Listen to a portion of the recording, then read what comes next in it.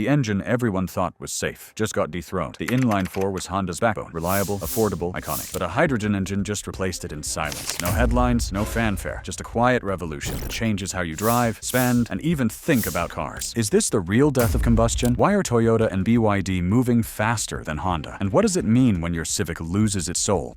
What's happening? Honda's legendary Inline-4 engine did not just lose ground, it was dethroned overnight. For decades, the Inline-4 stood as the backbone of Honda's car empire. From the Civic to the Accord, millions of families, commuters, and enthusiasts came to trust that compact but mighty configuration. It symbolized everything Honda promised: dependability, fuel efficiency, and just enough spark of joy to make an everyday drive feel special. The Inline-4 was not merely an engine, it was an identity, a cultural artifact that tied Honda's name to affordable excellence. But history has no patience for sentiment. The arrival of a revolutionary hydrogen platform upended everything the Inline-4 once represented. For the first time since the 1970s, Honda found its signature strength eclipsed not by another petrol innovation, but by something entirely different. The hydrogen fuel cell configuration did not need petrol, did not require plugging into a wall, and yet delivered the same or greater levels of usable performance. Where the Inline-4 once provided a balance of cost and reliability, hydrogen promised a balance of convenience and clean power. This is what makes the dethroning so severe.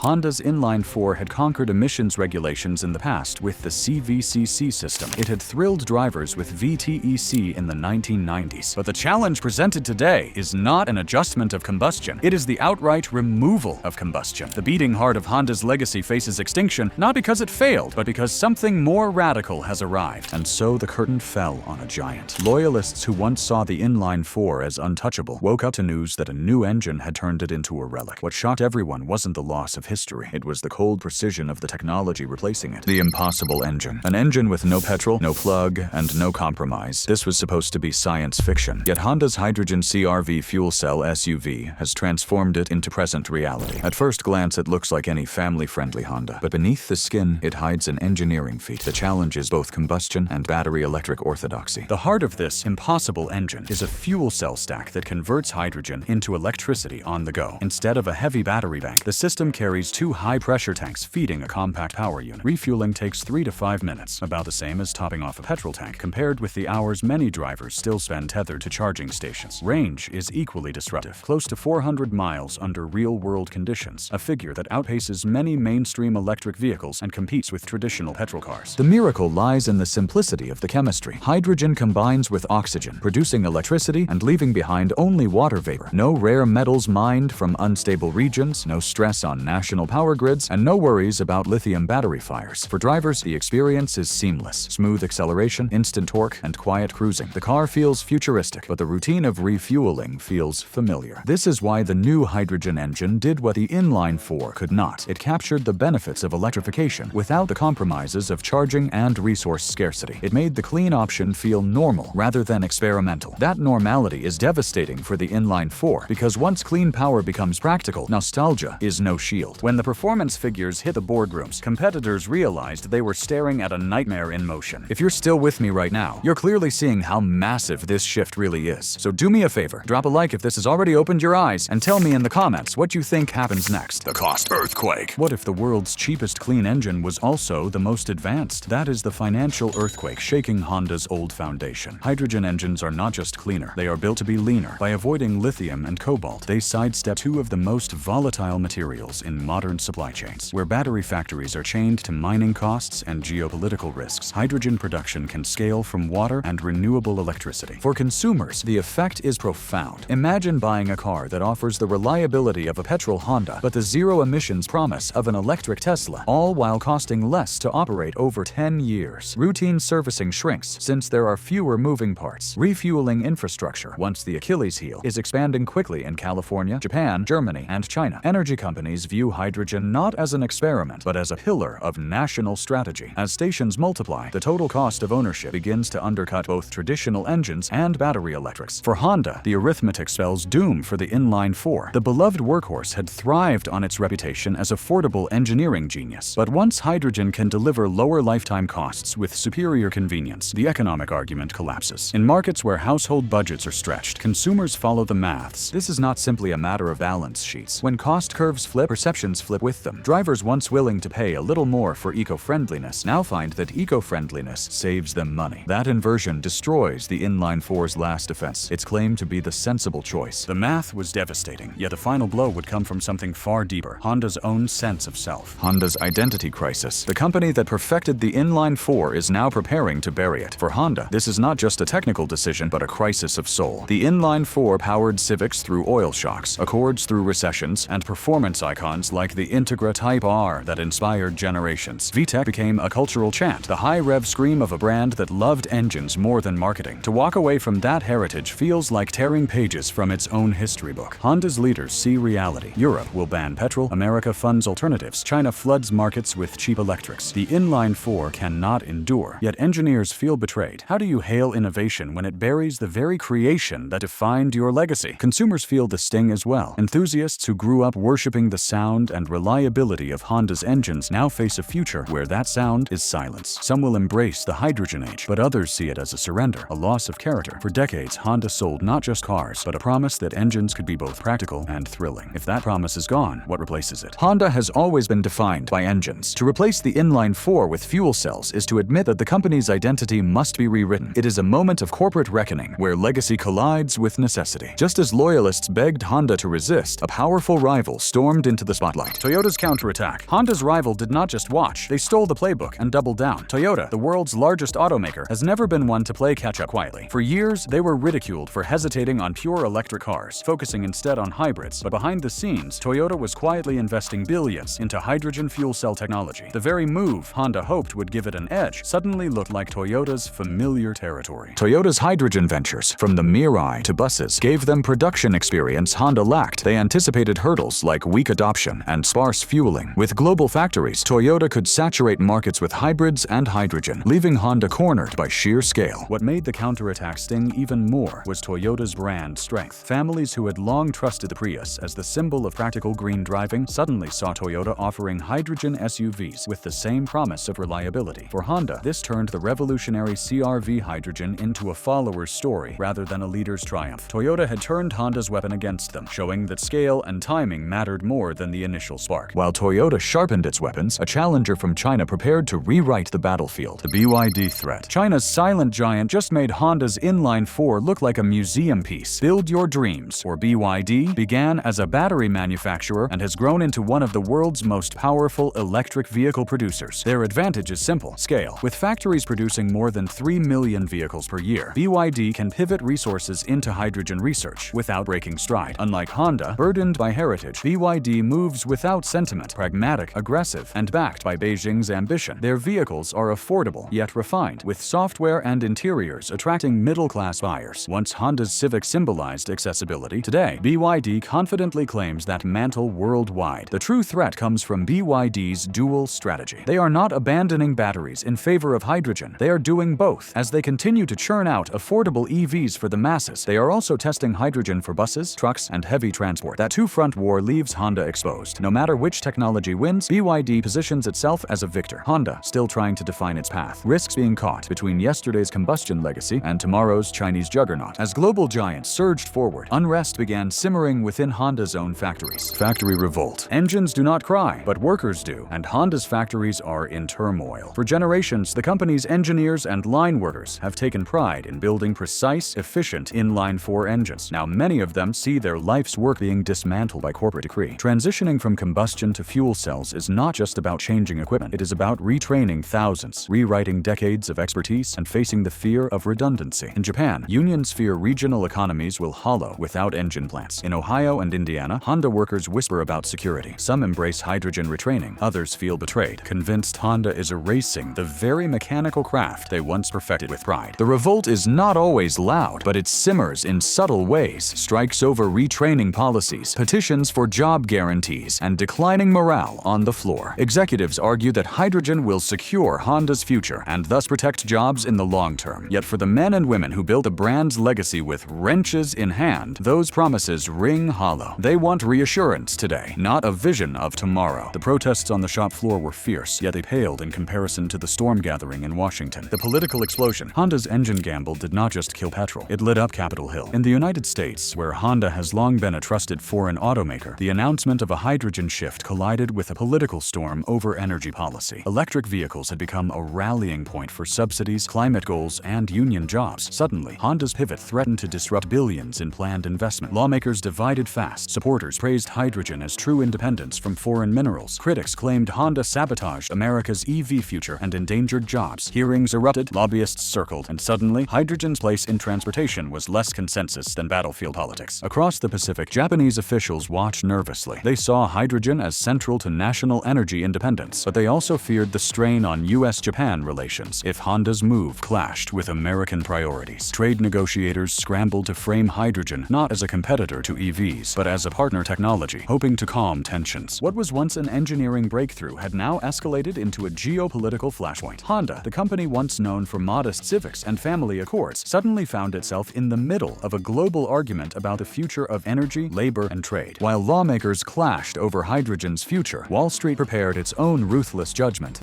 Market meltdown.